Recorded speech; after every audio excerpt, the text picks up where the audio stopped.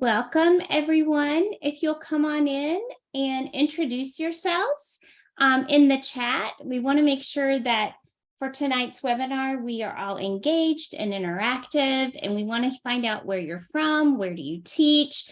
Do you teach Spanish? Do you teach other languages as well?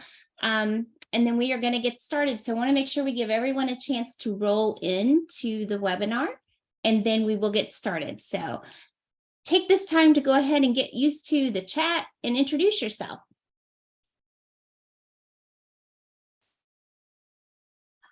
Okay, so TJ is telling me chat is disabled, and that is odd because it should not be disabled. Okay, hold on.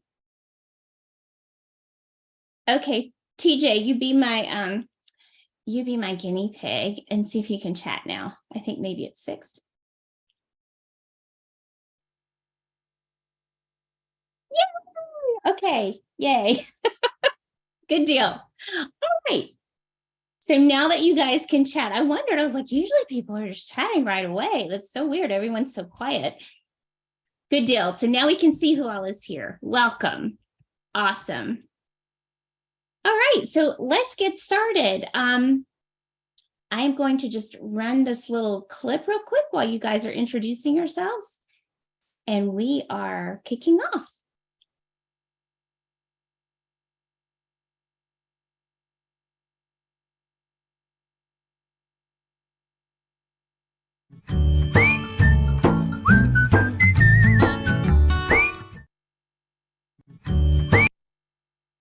Okay, so my name is Dawn Samples, and I am the director for Avant Learning, and I am so excited that we're able to bring you another joint webinar with our friends from AATSP. Joining me this evening, we have 4 guests, and we have Erica, Nathan-Gamauf. I don't know if you want to say something. You're going to be moderating with me tonight, so thank you for being here, Erica. Thank you, Dawn. Thanks to all of our attendees. We're really happy to see you joining us for National Teach Spanish Week 2022. I'm a Spanish and former Italian teacher at Loyola Academy in Wilmette, Illinois, outside Chicago, Illinois. I am thankful to be on the amazing board of directors of the AATSP as one of your secondary representatives, grades 9 through 12. And I am so pleased to see all of our attendees. Thank you for attending tonight and the previous 2 webinars that we've had. There's been great energy, great joy around our week of events. So thanks for joining. We're so happy you're here. So I am going to go through just a few brief housekeeping details so that you guys can focus on the webinar and on all of the amazing content that our presenters are going to be sharing with you tonight. So just so that you can relax, if you are joining tonight and you are interested in getting a certificate of attendance for tonight's webinar that you can use for whatever you need to use it for in your district or your program, at the end of the webinar, you're going to see a link that will pop up for you. If you miss it, don't worry, you'll get it in an email tomorrow. And it's going to be a brief survey. And at the end of that survey, you'll have a link to your PDF certificate of attendance, okay? So make sure you check out that survey. It's really quick, but it really will help us know if this was a meaningful event for you and what other things you may want to see us do in the future. You're also going to get an email tomorrow that will have a link to a folder with materials from our presenters. You'll have the certificate, you'll have the chat. So you guys make sure if you want to share things in the chat, you don't want to lose it, you hear something, put those links, put those, whatever it is you want to share in the chat, because you'll get a copy of the chat as well. And you'll also get a copy of our slide deck in your folder. So that link's going to come to you tomorrow. So don't worry, you're going to have all the things, all the goodies, okay? So without further ado, I want to introduce our panelists for tonight's event. Our first panelist is Chari Bernabeu. I can't say that in Spanish as good as in French. It sounds more like a French name to me. Who is the Learning and Development Manager at COGX. We have Claudia Kechkian, who is an independent world language educational consultant and instructional coach.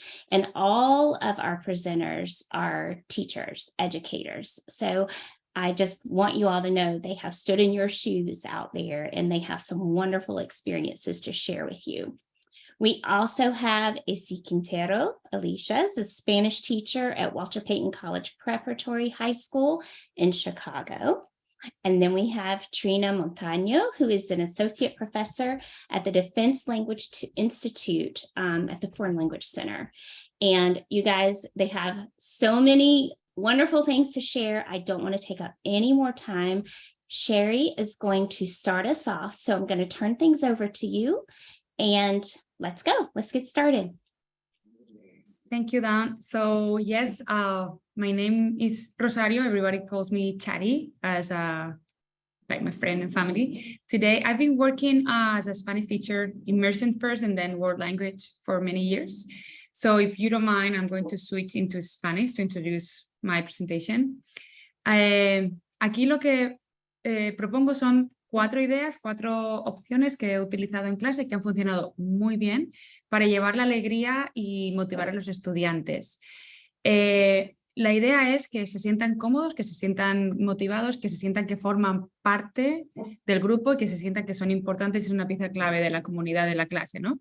Entonces, aquí voy a hablar de estudiante estrella, buzón de sugerencias, cuaderno de gratitud y el trabajo por proyectos. 4 ideas que hemos llevado a cabo en clase, he llevado a cabo en clase y con mis compañeras anteriormente también. Entonces, si vamos a la siguiente diapositiva. Siguiente. Aquí está. El estudiante estrella es un sistema de recompensas. Un sistema de recompensas, ¿qué quiere decir? Pues aquí tengo algunos ejemplos de pues, cositas que he ido preparando yo a lo largo de los años. Pues que el primero, el de las estrellas, es un hole punch, como se dice por aquí, de agujeritos, conforme van haciendo cosas positivas, pues hablar en español, hablarle con cariño o muy agradable a sus compañeros o compañeras, hacer la tarea con el mayor de los esfuerzos, cualquier cosa de estas, consiguen una pegatina o consiguen un agujerito y al final de eso cada estudiante tiene una recompensa personal.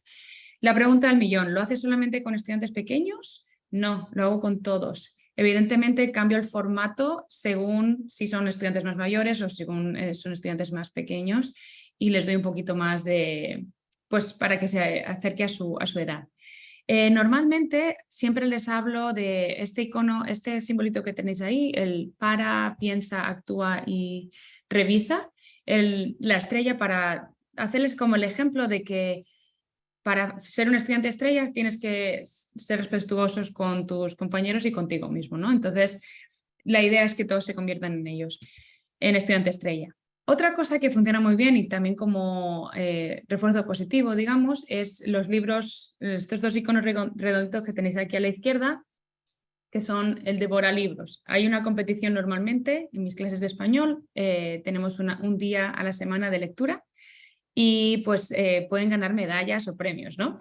De devora libros. Pueden ganar el premio a los libros haber leído los libros más largos, a tener haber conseguido recordar o poner en práctica las palabras mayor número de palabras nuevas. Tengo un montón de medallas diferentes que pueden conseguir los estudiantes, ¿no? Luego aquí a la derecha quería hablaros un poquito del buzón de las sugerencias. Y entonces el buzón de las sugerencias es como una cajita, que tengo también una imagen a continuación, en el que les pido a mis estudiantes que escriban sus ideas y que las compartan. Entonces normalmente dejo una cajita de cartón en mi mesa o en algún lugar de la clase y ellos pues cogen post-its o cogen notas o lo que sea y escriben, pues podríamos hacer esto. También pueden además añadir cosas positivas entre ellos. Decirse cosas bonitas, cosas agradables y luego, pues según si son más pequeñitos lo hago una vez a la semana, si son más mayores lo hago cada más tiempo. Leemos entre todos las sugerencias, intentamos ponerlas en práctica a la medida de lo posible. Evidentemente no vamos a estar siempre, pues, hacer clase en el recreo y no hacer clase de español, porque eso no sería posible, pero sí que sugerencias más agradables, como podemos dar la clase si hace sol mañana en el jardín, pues eso sí que podría ser posible, ¿no? Entonces, si hacemos clic una vez más, podemos ver ahí el ejemplo de una caja de sugerencias que yo he utilizado en mi última clase que tenía. Y nada, la idea es crear como cultura de clase. La siguiente cosa que quería comentar es el cuaderno de la gratitud. El cuaderno de gratitud es un cuaderno que yo he puesto en práctica, lo puse en práctica en realidad, la siguiente, por favor. Lo puse en práctica en realidad el año pasado, por primera vez. Y es un cuaderno con una serie de actividades. En realidad, la idea era hacer esto antes de Acción de Gracias. Y cada día trabajábamos pues una ficha, ¿no? Digamos, una especie de actividad, dar gracias por algo, o mientras estás coloreando esto piensa en algo. Y entonces hablábamos en español mientras hacíamos esto, escribíamos en español, comentábamos cosas en español, y la idea es lo mismo, crear comunidad y hacer a nuestros estudiantes sentirse que forman parte de esa comunidad y que son importantes en ella, y entre ellos que se lleven lo mejor posible, ¿no? Y que se sientan seguros. Ahí he puesto un enlace para que, si queréis el cuaderno, lo podéis descargar gratis. Lo hice yo, o sea que espero que os guste. Creo que lo podéis descargar gratis esta semana, y si no, si ponéis Mesa redonda, se baja gratis, casi seguro. Y si no, pues me escribís un correo electrónico, mira, Chari, no funciona, lo que sea. Pero funciona muy bien. Y luego la idea era, pues, hacer las actividades, cada día una actividad, y luego hablar sobre esa actividad.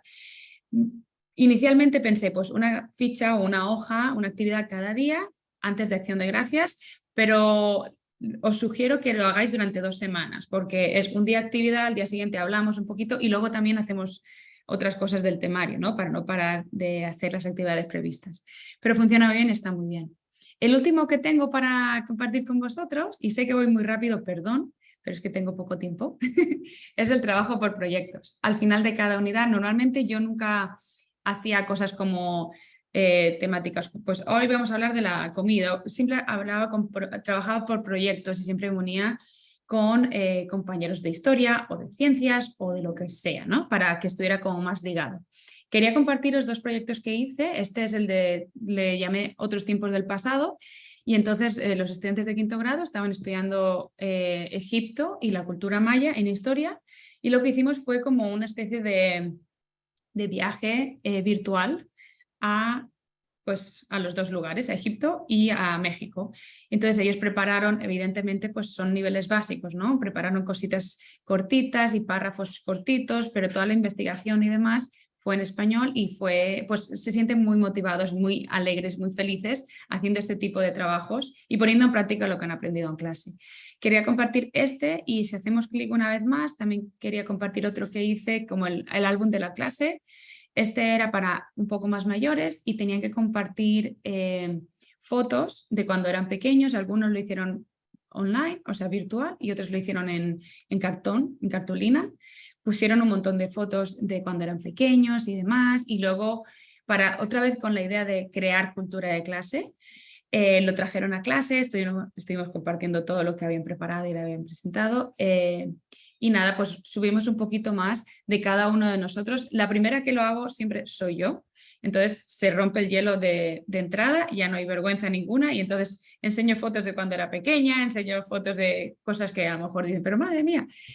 Y nada, y esto siempre tiene nota y es como muy orgánico. Ellos buscan sus recursos, a veces sugieren, y lo más bonito de hacer el trabajo por proyectos en las clases es que luego incluso, mira, tengo una idea, o sea, como que se implican mucho. Tengo una idea, podríamos hacer un proyecto sobre esto, podríamos hacer un proyecto sobre rescatar animales, o podemos, lo que sea. Entonces les digo, bueno, pues para esta siguiente unidad no lo vamos a hacer porque ya tengo algo pensado, pero voy a ver cómo lo añado en las siguientes lecciones. Entonces es súper bonito, es súper práctico, aprenden un montón, porque yo les pedía que buscaran información en español en la medida de lo posible. Entonces ahí ya están aprendiendo, si tenían que escuchar algún vídeo que pusieran en español. Y bueno, pues les gustaba mucho y aprendían muchísimo. Entonces, estas son las 4 ideas que quería compartir con vosotros. Luego, si tenéis alguna pregunta, pues me decís. Gracias.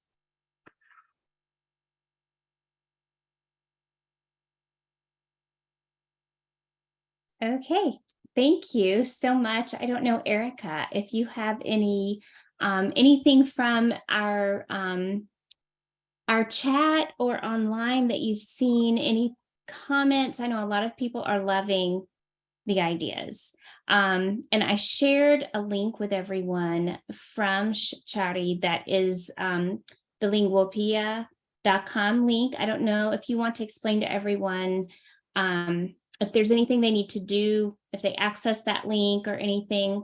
So Linguopia is a website I built long time ago, and I used to upload things to share with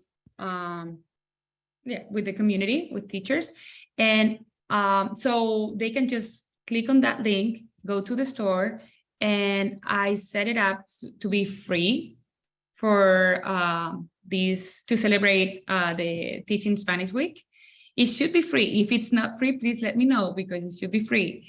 And also the coupon Mesa redonda, all in capital letters. You can use that for extra discounts if you want, but it should be free.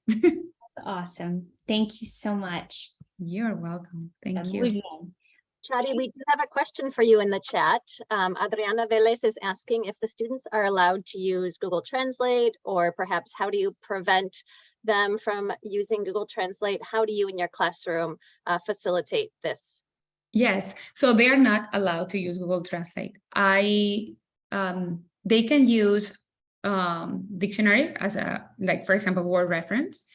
And so I never, usually hardly ever, send homework home. They do everything in class.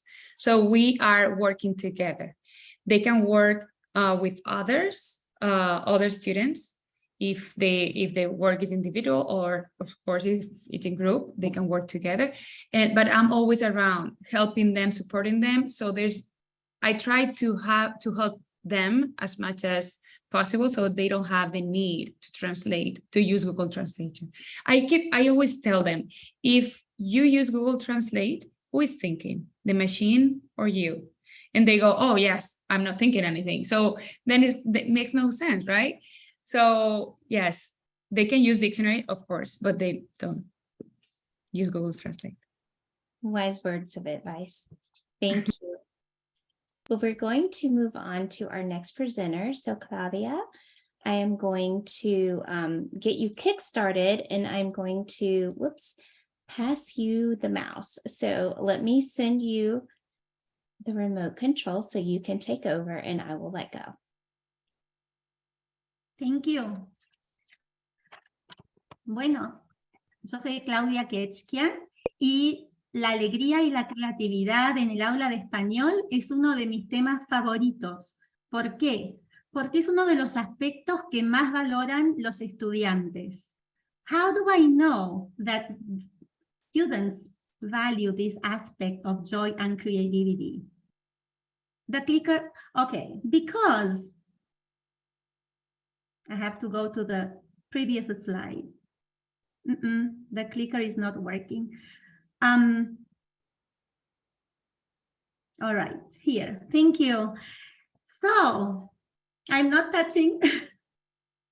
Maybe you want me to tell you next and you will get control? Let's do that, okay.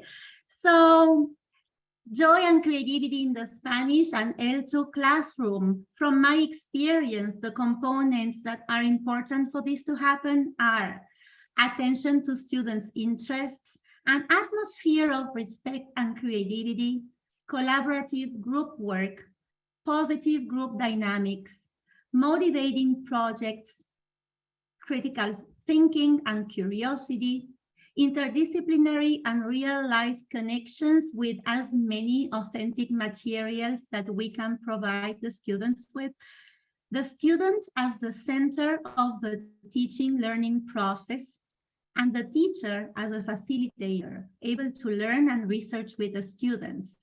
We don't need to be afraid of saying, I actually don't know, let's find it out together.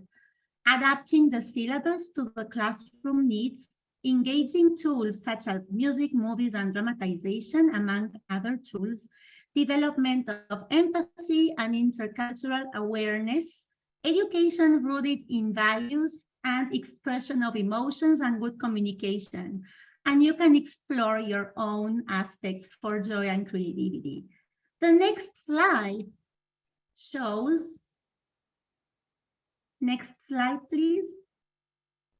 Thank you. The next slide shows a project. Rosario was talking about based learning, and I will show through projects how joy and creativity was brought into my classrooms. Project 1 is Mi Persona Famosa del Pasado. I have shared the project guidelines and the rubrics with you and a student sample, and I will give you an overview in the next slide. Here we can see that the first student chose Neil Armstrong, and she was dressed in an astronaut outfit, and the second one chose Jackie Robinson, and he was holding proudly the baseball bat. And the project overview shows, first things first, the instructions. So students are told that they will create a PowerPoint or a Google slide, will write 7 sentences about their famous person, and then they will be able to ask 7 questions to their famous person of the past.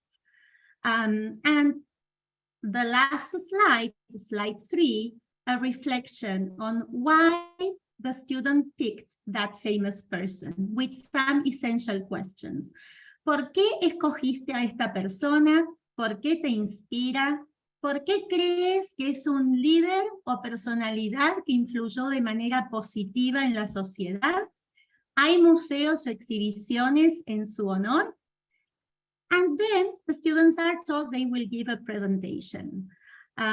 So you can see the example of this project, because this is a low, mid, intermediate level, so they need some guidance.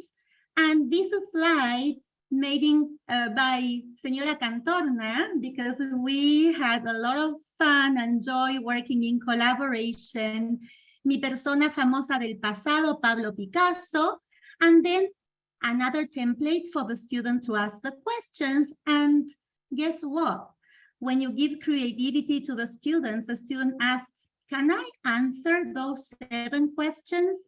So they work more when they have this freedom. So I said, of course you can. You will need to make some extra research. And guess what? The student not only made this extra research, but he also recorded a video playing the role of Salvador Dalí in this case. And other students followed with this additional slide and additional project of answering the questions. And if they wanted to go beyond, making a little video of this imaginary interview, as you can see how the student wrote that. So we had interviews to Frida Kahlo, to Lionel Messi, and to a lot of other famous persons. Now, the next slide will show another project based on Unit 6 of Descubre 3, Intermediate, Low, Mid-Level. We started reading a text, the text in the textbook, La Ruta del Café, with the history of coffee from Ethiopia to America, and La Ruta Maya, with an overview of architecture, art, and of the Mayas, right? And the location of the Mayas. So Again, as we did before, we follow the interest of the students, going beyond and asking them, what route would you like to research now? What route would you like to discover now based on what we did with La Ruta del Café, learning about the history, and La Ruta Maya, learning about art, architecture of the Mayas. So, with essential questions in a kind of Socratic circle or round table, ¿qué ruta quieres investigar? ¿Por qué es importante para ti? ¿Qué sabes ya sobre la ruta to build on previous knowledge? ¿Qué más quieres saber to foster research? ¿Y quiénes serán, cuáles serán fuentes de información? So this way we had, these are only a couple of examples of what the students produced.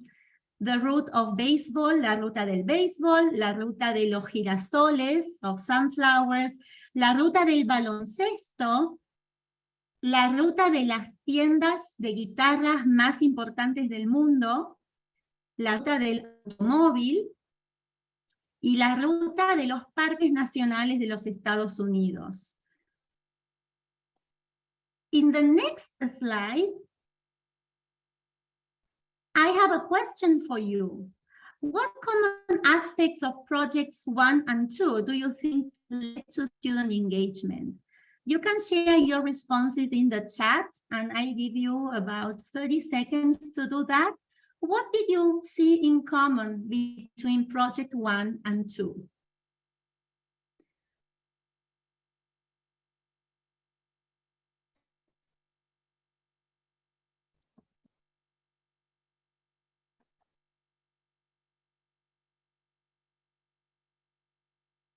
All right. You can reflect on this and then bring similar projects to the classroom. They both give wider control, student-centered, ability to choose, free choice. Exactly. That's what these projects are about and how students get engaged. Thank you so much for your responses. The next slide presents another project. This project ended up being a creative writing workshop, but it started being a reading workshop. We were reviewing preterite and imperfect in class. What a better way than reading children's stories? So, setting the atmosphere for this in class, we followed the steps that you can see at the bottom of the slide. Go to Wikipedia, go through the different types of stories. Maybe you can choose your childhood's favorite story because that's easier for them to relate between languages. You can use a dictionary if you need, make a summary, make sure you pay special attention to your use of the preterite and imperfect. And now you have two options. You can do the same with another story, or you can choose to write a story, but that can be a little challenging. So when students hear that they might not be able to do something because it's challenging, guess what? They want to do it. So we did some brainstorming. Have we ever written a story? Will we be able to do that? So in the next slide, I will show the brainstorming. But look here, the picture of the students, they were all holding the books that they wrote, which I have here. Let's see if you can see it here. Cuentos infantiles por niños para niños, written by themselves with the dedication, and this was a wonderful project. So, brainstorming. What were we brainstorming? ¿Cuál va a ser el formato? ¿Quiénes van a ser los personajes? The narrator, will it be first or third person? What I'm going to talk about? ¿Qué voy a contar? ¿Qué quiero contar? Who will be my main character? So by observation and discussion, we agreed on 8 steps. When did the story happen? Will the narrator be first or third person? Who is the main character? Let's create a problem or conflict. Think about the characters, the scenes, the descriptions, the dialogues, build a crisis and try to describe it, solve the conflict and add a reflection. So they enjoyed this project a lot and it was very creative. Can you reflect on a learning experience that you remember with joy? What made it joyful? Again, 30 seconds to write about that.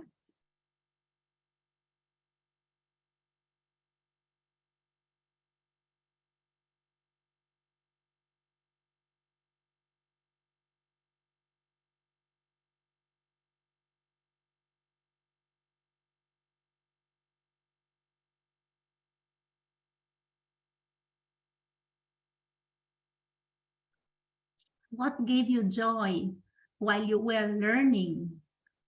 Why do you remember that joyful experience? So, whatever your answer is, you can think of similar ways of engaging the students for next projects. Thank you so much. The next slide is the last project I will be presenting, that is discovering emotions through music, movies, and dramatization. So here you will have all these materials, and here you have an overview. The first one is a reflective template for planning purposes that I have as my last slide in the next one. And then you have templates that you can use with any song, movie, or play. And you also have some specific ones, such as Ojalá que llueva café en el campo, because it relates to La Ruta del Café, or the movie 33 from the miners in El Desierto de Atacama, or a play, El Nieto. So you can explore them in the materials shared. So my last slide to plan any movie, music, or play is that reflective template that you have in your shared materials and in the previous slide, where you will think of the strategies you will be using to engage your students. Will it be something that, this one, thank you. So will that slide be something that I will use to engage my student? How will I do that? Will I provoke the students with, for example, the movie 33, where they don't have anything to eat for 2 months? I brought a little cookie and I said, we have to share this. How will we share this? We are 20 students in the classroom. So the strategies can be provocar con algo chocante, presentar un problema, crear una atmósfera de diálogo, generar incertidumbre, invitar al autoconocimiento, promover la autonomía. Objectives. Why are we going to do what we are doing? Para comprensión auditiva y lectora, para mejorar la expresión escrita, like in the story writing, para mejorar la expresión oral, para una competencia gramatical y léxica, and the values. What values we want to work with in class? La ética, la libertad, la dignidad, la igualdad, la nobleza, la justicia, la verdad, la belleza. Every song, every movie, every play will have a value we can take advantage to take to our classroom. So thank you so much. And the last question is, what are other activities, projects that can bring joy and creativity into your classes? Thank you.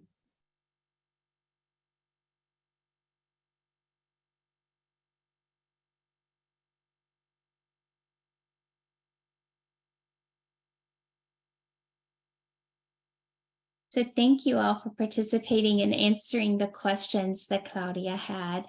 Several of you have questions about the materials.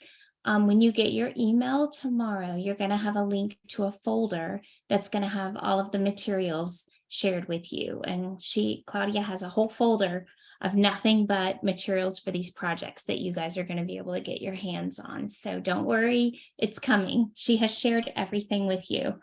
So I'm trying to see if you had other questions. I don't know, Erica, did you see any other questions for Claudia? No, just a lot of gratitude. Absolutely. Lots and lots. Okay, so we are going to move on now to our next presenters. So Alicia, I'm going to turn it over to you. Hola a todos, me llamo Alicia Quintero y yo trabajo en Chicago. Yo soy profesora de español para niveles 4, 1 y también este año yo estoy dando el nivel 5. Y algo acerca de la creatividad y la alegría en general, yo creo que para mí fue un camino muy interesante y yo creo que cada maestro, cada profesor tiene que como encontrar lo que les apasiona en la clase y a veces vemos lo que están haciendo los otros profesores y están haciendo cosas muy creativas, pero de pronto eso no va con nuestra personalidad o no incorpora nuestro talento. Entonces, en primer lugar, quiero como animar a los profesores, a mis colegas que están aquí hoy, para animarlos a pues ser muy auténticos, ¿no? Ser ustedes mismos en cuanto a encontrar esa pasión, esa alegría, esa creatividad para los estudiantes y para mí eso se halló a través de la escritura. Entonces, algunos de ustedes tal vez saben que yo soy escritora, me encanta escribir y la creatividad en mi clase se fomenta cuando estamos involucrados en algún tipo de cuento, ¿no? Entonces, yo quiero compartir con ustedes 2 actividades que yo he hecho para fomentar la alegría y también la creatividad. Entonces, lo que están viendo ahora es una foto de mis 2 estudiantes y ellos están preparando para pues escribir y contar un cuento que han escrito ellos mismos. Pues, ¿cómo hago eso? En primer lugar, para mí la receta o el ingrediente más importante es la colaboración. Yo combino la colaboración con la expresión artística y también con un fin muy importante para los estudiantes y en este caso es un producto público en donde ellos van a demostrar lo que han hecho, lo que han creado, van a compartir eso con sus colegas, con sus compañeros de clase. Y ya sabemos que a nuestros estudiantes les encanta mostrar sus capacidades, ¿verdad? Por eso abundan los videos de TikTok, los Instagram, Snap, lo que sea, ¿verdad? Siempre les gusta mostrar cuáles son sus capacidades y lo que a mí me gusta hacer es no como eliminar o como no enfocarme en esas maneras de de aprender, pero incorporar lo que es natural para ellos a la clase. Entonces, el proyecto, voy explicando cuáles son las diferentes fases del proyecto. Yo tengo mi cronómetro aquí porque no quiero pasar de tiempo. La primera fase, lo que ustedes están viendo, ya van a ver como mis 2 estudiantes allí y hay como un texto ahí en el pizarrón. Entonces, para animar a los estudiantes y también para proveerles con un modelo, yo suelo empezar la clase o pues la actividad con un cuento, ¿no? Entonces, digamos que algún estudiante de enfoque en la clase, empezamos a crear una historia acerca de ese estudiante o podemos también crear un personaje. La razón para esta fase o etapa es para contextualizar el vocabulario, también para aprender o solidificar las estructuras, dependiendo de dónde estemos en la unidad. También pues involucra el vocabulario que se está aprendiendo y yo escuché también una pregunta acerca de Google Translate que yo también quiero hablar al final de la presentación. Entonces es la primera etapa, ¿no? Es que yo soy el modelo, yo empiezo a escribir y todos los estudiantes están participando, están creando conmigo el cuento. Y después de eso hay una partecita donde los estudiantes se ponen en parejas y ellos toman control de ese cuento que hemos hecho, que hemos creado juntos, ¿no? Entonces ya empiezan a moldear el cuento, ¿no? Como tomarlo en una dirección muy creativa, y eso para, pues, como para fomentar la creatividad, pero también para animarlos, porque más tarde ellos van a escribir sus propios cuentos, ¿no? Entonces yo no les cuento al principio, todo es muy divertido, ¿no? Pero al final sí, ya tiene que escribir su propio cuento. La segunda fase, entonces la primera fase es que yo escribo el cuento, como de estilo, un estilo interactivo, como que los estudiantes participan. La segunda parte, ellos terminan el cuento, y la tercera parte que podemos adelantar con las plaquitas. Oh, adelante. Ay, perdón. Ok, entonces después lo que van a hacer es que van a crear su propio cuento, ¿no? Y se juntan en grupitos de 4, o es la próxima, es the next slide. Se juntan en su grupito, empiezan a elaborar su cuento. Ahora, yo sí tengo mucho control, es que como antes, pues en el pasado, cuando yo estaba muy inspirada, yo decía, ay, los estudiantes van a crear su propio cuento. Pues ahora yo tengo mucha estructura. Incluso tenemos diferentes pautas donde después de la exposición de vocabulario, tenemos una lista más o menos de vocabulario que estamos aprendiendo en la clase, también las estructuras, y para controlar ese impulso de buscar todo en Google Translate, porque para ellos es más fácil hacerlo, ¿no? Y a veces yo pienso que son tan inteligentes que están tratando de hacer las cosas de manera eficiente, ¿verdad? Entonces, lo que yo les digo es que 80% de lo que tienen el cuento tiene que reflejar lo que hemos estado aprendiendo en la clase. Si ellos incorporan nuevo vocabulario, pues hay momentos en la clase durante la creación de estas telenovelas, porque es lo que son telenovelas, si ustedes pueden ver el título, de esas telenovelas o cuentos novelas, ellos hacen una presentación a los estudiantes para, una presentación para mostrarles el nuevo vocabulario, explican para que cuando ya actúen el cuento o la telenovela o lo que sea, que los otros estudiantes por lo menos no están allí perdidos, confundidos, como que yo no, pues, que no tener conocimiento de lo que está pasando, ¿no? Y sí, al final trabajamos juntos en clase acerca de, pues, vamos a escribir una rúbrica. Entonces es un proceso un poquito largo, pero también es muy fructífero, porque yo veo que los estudiantes que pues están creando algo con el poco español que tienen, ¿no? Yo hago eso en el español 1 como segundo semestre, y muchas veces como los estudiantes a veces me inspiran tanto, tomamos diferentes direcciones, y yo tengo en plena unidad, en pleno proyecto, yo tengo que cambiar las cosas, como darle unos ajustes para pues reflejar una nueva circunstancia o pues lo que hemos decidido en clase. Pero sí, ese es el proyecto de los estudiantes como autores, y como yo soy muy telenovelera, me encanta que presentan estos proyectos a la clase con esa misma pasión, y yo me divierto también, ¿no? No me gusta hacer cosas aburridas en la clase porque yo me aburro. Entonces es algo que hacemos en la clase que fomenta la alegría y la creatividad también. Gracias por su tiempo.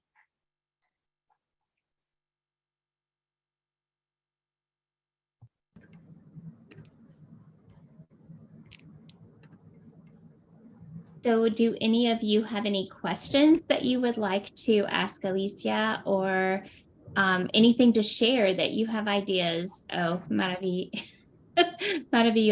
They love it, Alicia. Yes. You see, we had a couple questions in the chat while you were speaking. If you don't mind addressing some of them. En primer lugar, ¿qué te apasiona a ti? Somebody asked if you have ejemplos de cuentos estudiantiles que tus alumnos han creado, and then how maybe could you apply some of these techniques at the Spanish 1 level, which was also a question for Chari. You're still muted, hon. Okay, I would have to ask my students for permiso for sus ejemplos, pero yo sí tengo ejemplos. Yes, I do have examples, and actually this is Spanish 1. So this is Spanish 1 second semester, and it's the way that I do it is we're learning, but we're also creating at the same time. So I know, like, sometimes depending on the rhythm in class, some people, they like, okay, let's learn it first and then let's do it. I like to kind of do it while we're learning, because by the time we finish learning the thing, it's like, you know, ya quieren seguir adelante con otra cosa, no? So I like to do it like that. And even with a unit, with this sort of process, I have learned, like this year when I implement this, I'm gonna include more sort of, I call them like dipstick assessments. So like little quizzes here, or just like maybe like after students finish the first part of their book, or like, you know, the first part of their story, they'll have a little assessment where they have to maybe tell me about one of the characters or something like that, instead of kind of like waiting for them to finish and like doing it all at the end. So I'm still kind of learning how to sort of include a lot of those like mini assessments here and there during the process as well. Thank you. Did you want to tell us about Google Translate and your thoughts, your feelings? Oh, yes. Okay, so here's the thing. I'll be really quick. So with Google Translate, they can only have, I think I mentioned this, they can only have, they have to have 80% of what we've learned in class. So, you know, we have our vocabulary list and what we've done. And I always tell them that if their Spanish is better than mine, so I say that Google Translate actually elevates you, I tell them this, it elevates you to like the level of a PhD, because you're using subjunctive in Spanish 1. So I always say that if they do have Google Translate, I do take off points. But I also feel that because they have to make sure they stay within what we've learned in class, they kind of are like, they're kind of the guideposts. They're like, oh no, we can't use it. And they'll come in and they'll check in with me. Like they'll say, okay, we really want, because we talk about circumlocution. I'm sorry, I didn't talk about that, but we do circumlocution, and then they'll come to me and they'll ask. So if a student is saying, okay, my circumlocution for a deer is, and this happened one time, they said a deer was a dog with horns. I was like, okay, baby, you don't have to use circumlocution here. You can look up the word for deer. That's totally fine. So we don't want any dog with horns in your story. That's awesome. Thank you, Alicia. We're going to move on now to Trina. And so I'm going to start your slides, Trina. And you guys, if you have questions for our presenters, make sure you put them in the chat, because we can work to get your ideas or questions shared with them and back with you and through the survey as well. So, okay, Trina, here you go. Bueno, muy buenas tardes a todos, a las panelistas y a todos los profesores que se están conectando con nosotros de diferentes lugares. Claudia, Rosario y Alicia, las felicito de verdad por todo el esfuerzo que están haciendo en el aula para motivar a sus alumnos a través de sus lecciones y actividades creativas. Mi acercamiento al tema de la creatividad y la alegría va a ser un poco diferente, en el sentido de que yo ya no estoy en el aula, no estoy activa en el aula. Llevo muchísimos años trabajando en assessment. Hoy en día soy examinadora de OPI desde el año 2003. Desarrollo material para el Online Diagnostic Assessment System. Y previamente desarrollé materiales didácticos para el Global Language Online Support System. Y por supuesto tengo experiencia de haber enseñado en el aula como ustedes.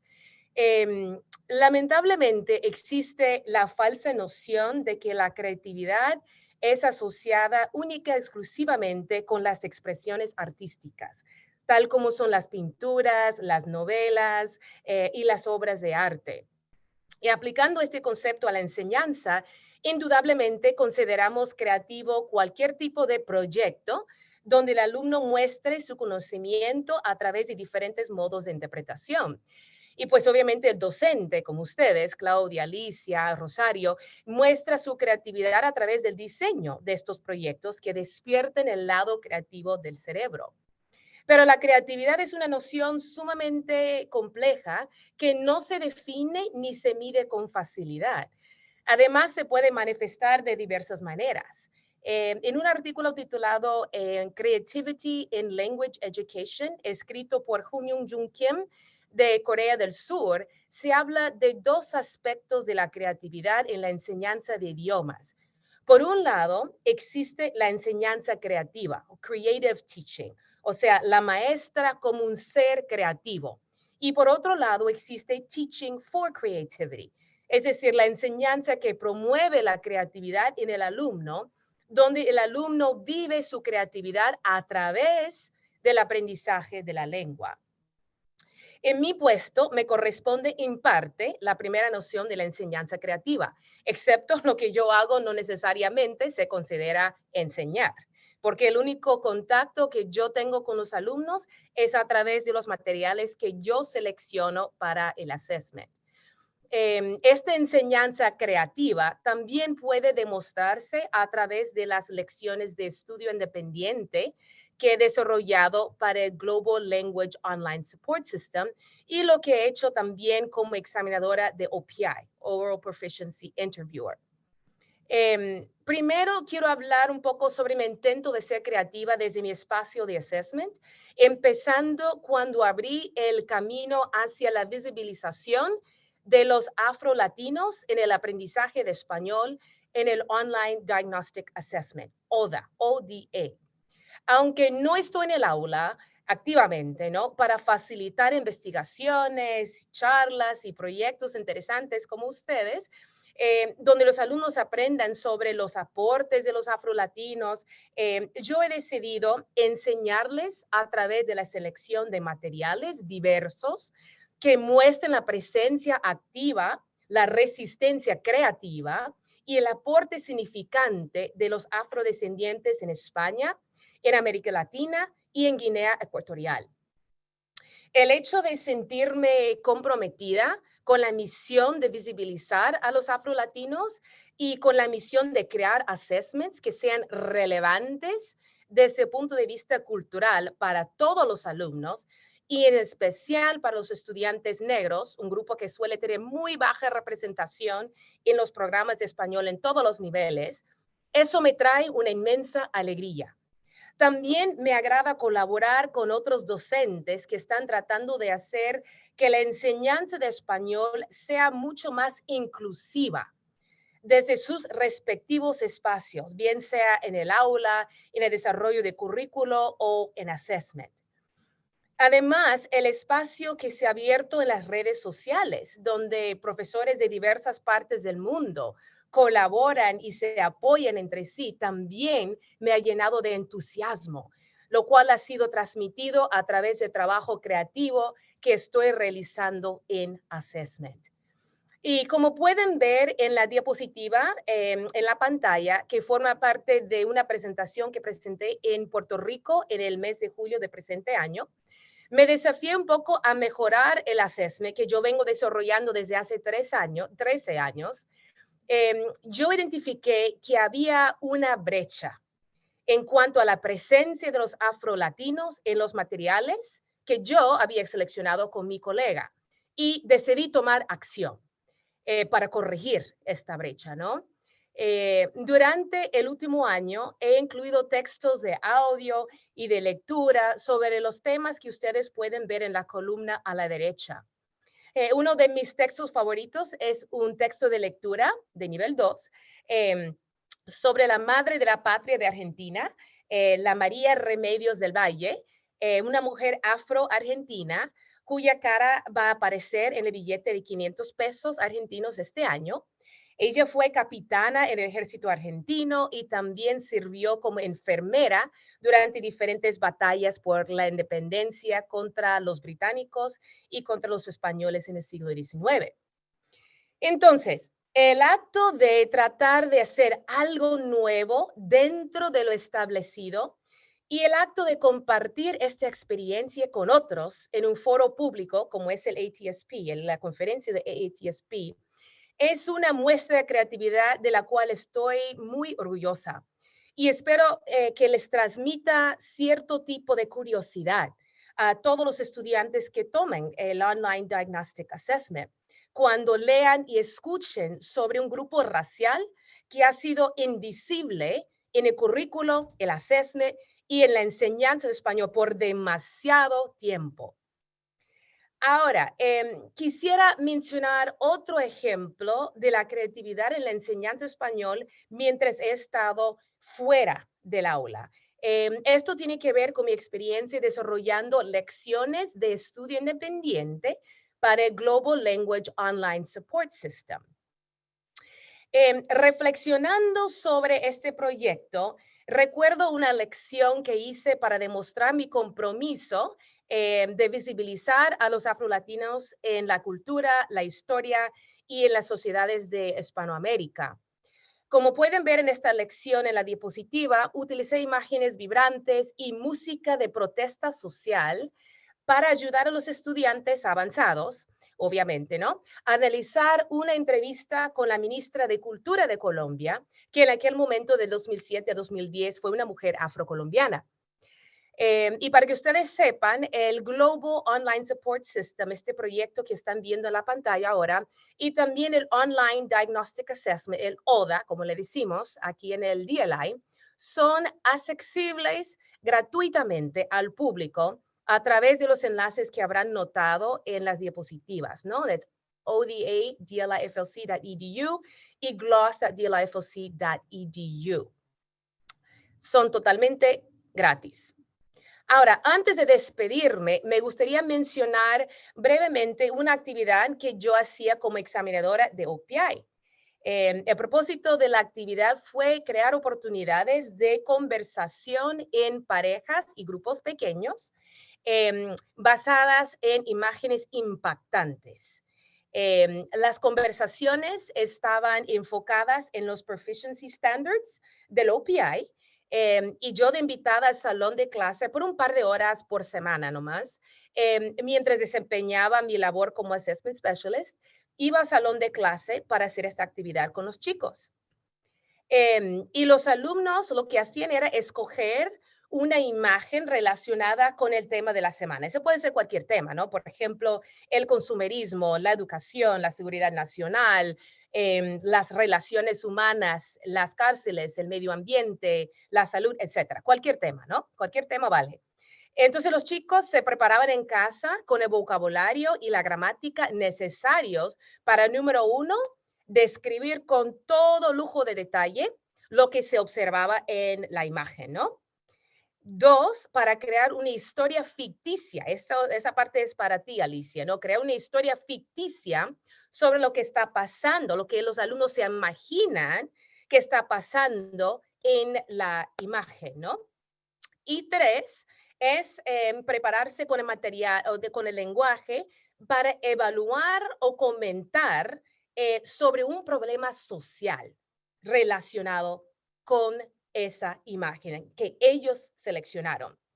Y puedo decir que después de 22 años en esta profesión, la actividad de describir, crear y evaluar es mi actividad favorita para promover el pensamiento crítico, estimular la conversación y sobre todo para despertar la creatividad en los alumnos.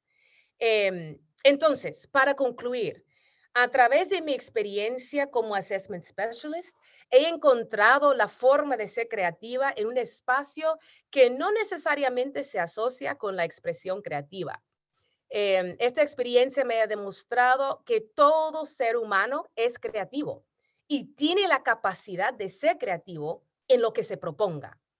Los docentes, por naturaleza, suelen ser creativos porque nos atrae el desafío de buscar diversas maneras de hacer que nuestros alumnos entiendan conceptos abstractos.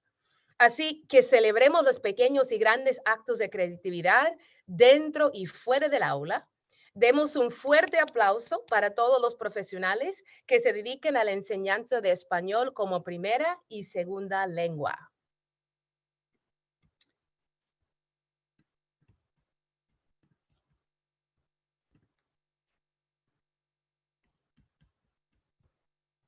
Si hay alguna pregunta o algún comentario, con respecto al assessment, el desarrollo de currículo. Por favor, adelante, que escribas un comentario, que levante su mano y con mucho gusto puedo abordar el tema. So much appreciation for all of you, and that was just fantastic. Okay. Do we have any questions, Adriana? Me interesan mucho los temas de assessment. Sí. Okay. Do any of you have any questions that you would like to ask our presenters before we wrap things up this evening? I know, Erica, you put a link in the chat, which was one of the links that Trina mentioned during her presentation. You guys can find it. It's posted at around 8:01 p.m. So if you scroll through the chat to around 8:01 p.m., you'll find the link where you can actually click on that live link if you want to go visit the link that Trina shared. And the assessment begins at level 1 and goes all the way up to level 3. So that would be intermediate. Level 1 on the ACTFL scale, I believe, is intermediate. And then up to level 3 is professional proficiency. And it goes in half level increments. So 1 plus, 2 plus, and 3. And it maxes out at level 3. As far as gloss, the lessons begin also at level 1. But a level 1 lesson is made for like a 0+ learner, so beginning learner. And those lessons are in reading and in listening. And they go up in Spanish up to level 3+ and 4, because I designed some of the lessons at that level. And they're completely free to everyone to use. That's wonderful. That was one of the questions, was where to find some of the best assessment methods and resources. Wonderful. Do any of our panelists have any other things you want to add before we begin to wrap things up? Or yes, Eduardo, the link is, if you scroll up through the chat, I'll see if I can grab it again to share it with you. It's in the chat for you. Do any of you have any other last thoughts or comments or insights that you want to share with the group? I will share that somebody's asking here in the chat about the DCE. There is a presentation that I uploaded. It's a PowerPoint that I presented at AATSP. I believe it was in 2017 in Miami. And so during that time, I went through the different stages of how to actually operationalize the construct of using impactful images in the class to teach speaking based on OPI proficiency standards. So you'll see those slides in what I put in the that Google Share Drive, Dawn, for people to view. And you'll also see tons of different images that my students selected around certain topics. And you'll see guidance and suggestions, and also a bit of research related to why the use of visual images actually facilitates conversation in whatever language it is, right? So there is a bit of a theoretical background to support the use of images when we are doing speaking practice, which is really essential in the second language. We know we have learners that, find myself with students that really didn't have much to say, right? I always have a lot to say. So I'm always baffled sometimes when people just don't have a lot to say. But you will be amazed at how much even the most minimalist speaker has to say when they have an image in front of them. And that image oftentimes stimulates thought. And what I found is that many students that are not producing, it's because they're not thinking. They don't have many thoughts that are going through their head that they want to express. But as soon as the image is in front of them, then thoughts are stimulated, and the thoughts lead to language production. And so that's why it's such a powerful mechanism for teaching speaking in the classroom, in the second language classroom. That's so interesting, and it's very intriguing. I think that I can't even say how overwhelmed I feel like everyone is from all the amazing ideas that you guys have shared, that the research, the projects, I know everyone's going to be wanting that link to the folder. And so I want to thank you all so much for being so generous and sharing not just your ideas and your presentation, but also being willing to share the actual PDFs and documents and materials with everyone, and for taking the time to put all of that together. It's like an early Christmas gift for everyone. So thank you so much for all of that. I do want to make sure everyone is just aware, in case you came in late, you are going to get access to all of the materials. I did go ahead and put the link to the survey in the chat for you. So if you do the survey, you're going to be able to go ahead and access your certificate. And tomorrow you will get an email from me that will have a link to the folder. There will be in the folder, the chat with all of the links that have been shared in the chat. There will also be the slide deck from your presenters, and the video from tonight's session is actually also going to be posted for you guys, and there'll be a link to that as well. So you will have all the things that they've shared, all of the goodies, all of the gold.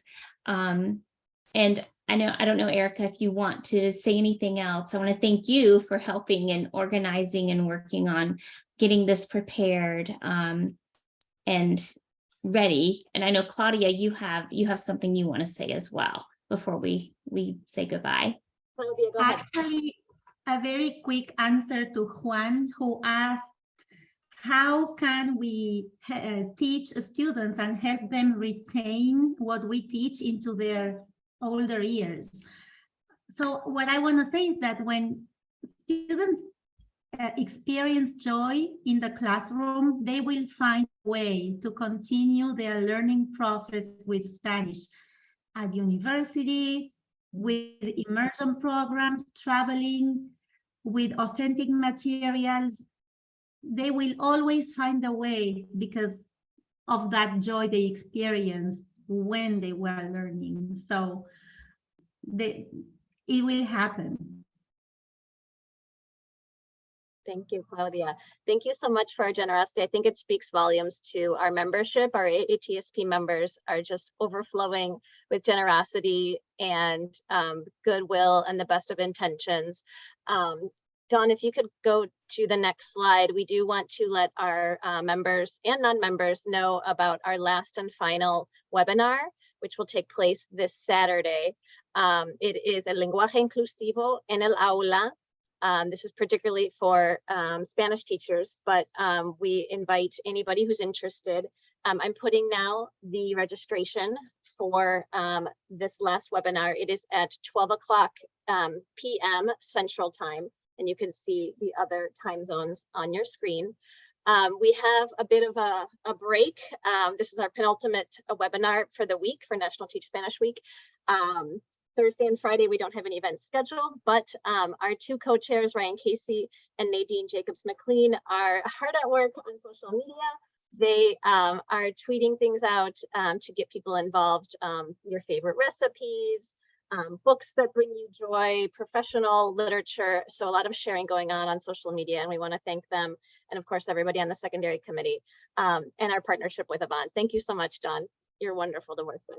Oh, you guys have been fantastic, and I've enjoyed it so much. And I'm just so excited that we get to continue to work with AATSP and bring opportunities like this to teachers everywhere. So thank you. And I hope everyone is having a just wonderful end to National Spanish Week. And I hope that you guys will all be able to access all of the links, all of the social media, and all of the resources that are there for you in the chat. So to all of our presenters and our panelists, it has been a joy for me to work with you over the last few weeks as we've prepared for this. And your joy in what you do is so evident, and it just shines from your faces as you're talking. So thank you for sharing that joy with us tonight.